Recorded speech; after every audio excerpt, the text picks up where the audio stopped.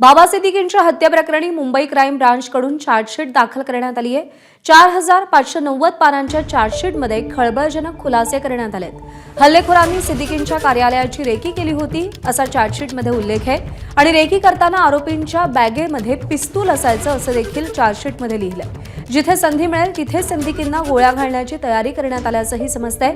आरोपींनी पोलिसांपासून वाचण्यासाठी 10 ते 12 हजार पेपर स्प्रेवरती खर्च केल्याचं देखील समजतंय। सूरज ओझा आपले प्रतिनिधी सध्या आपल्यासोबत आहेत। सूरज, चार्जशीटमधून काय खळबळजनक गोष्टी समोर आल्या? नक्की या चार्जशीटमध्ये बऱ्याच माहिती समोर येत आहे।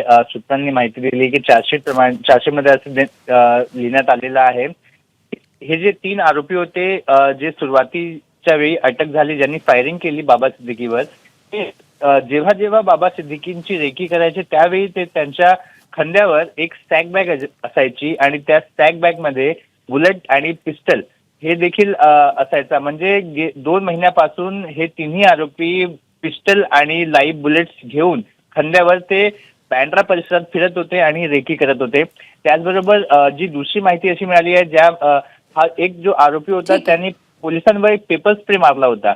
त्या पेपर स्प्रेसाठी या आरोपीने 10 ते 12 हजार रुपये खर्च केले होते आणि पेपर स्प्रे परचेस केला होता। म्हणजे किती मायन्यूट लेवलला या सगळ्याचं प्लॅनिंग करण्यात आलं होतं हे चार्जशीट मधून आपल्याला समजतंय।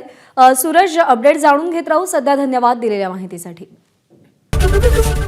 एबीपी माझा, उघडा डोळे बघा नीट।